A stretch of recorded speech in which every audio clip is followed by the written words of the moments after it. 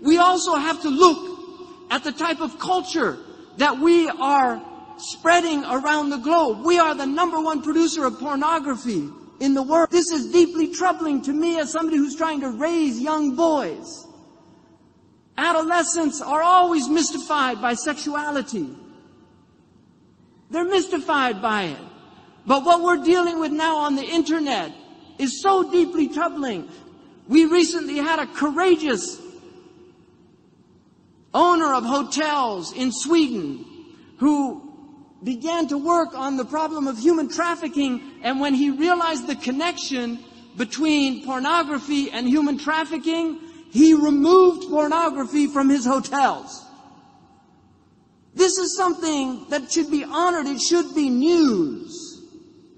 The country of Iceland that prohibits pornography, the sale of pornography in Iceland, not because they're religious people, it's one of the most secular countries in the world, but because they're a middle-class people, and they know that pornography is harmful for the common weal.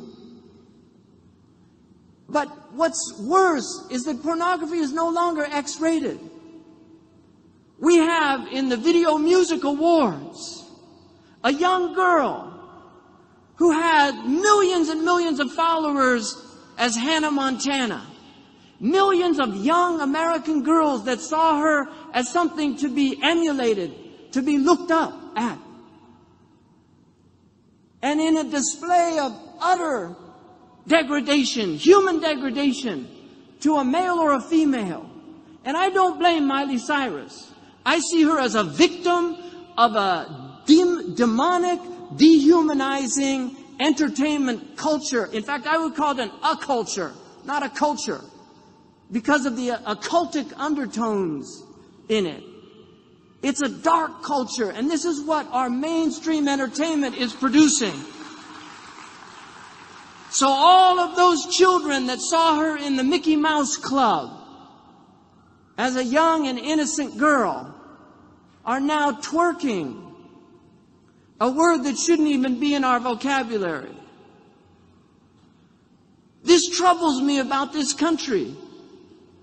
And I think Muslims, as one of the last bastions of really serious commitment to modesty, to honoring our women, may Allah reward all of you, all of these women, incredible courage in the midst of a naked society, a society that removes clothes, that these women go out every day in their jobs, working amidst people who see it as some kind of backward, retrograde approach to women. And yet we have social science that has shown that when men see a naked woman or a woman in a bathing suit, the same area of the brain that lights up when they see a tool lights up. It's not the frontal lobe. It's a complete objectification that occurs. This is what happens to our women when they become objects of lust, as opposed to human beings with minds, with spirits, with something to say, not to be used and abused and then thrown away. And look how many women we have out here that are raising their children in single homes because they had children out of wedlock. There was no commitment by the male to a family. And they suffer and they struggle. Some of them are on welfare. They're fortunate to live in a country where they can get some help. This is a crisis in our country.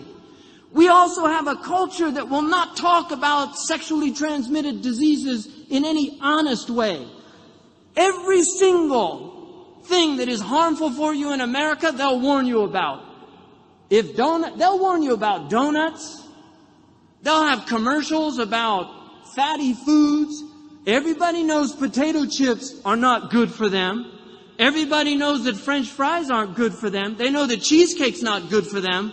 But nobody will dare speak out against the deviant sexual practices that occur in this country and are not only not talked about, are promoted by mainstream entertainment and society. Promoted deviant sexual practices that are harmful to the human being.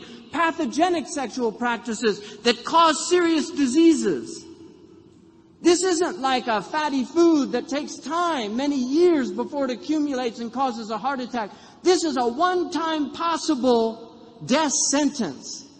And yet people won't speak honestly about it. The World Health Organization tells us that rectal intercourse is the most risky form of sexual behavior. That's what the World Health Organization has to say, and yet people will not say this is not a healthy choice. I don't want my child to be practicing this, male or female. This has nothing to do with sexual preference. This has to do with a sexual practice that is done amongst heterosexual people and amongst homosexual people. Yet it's harmful and nobody wants to speak about it.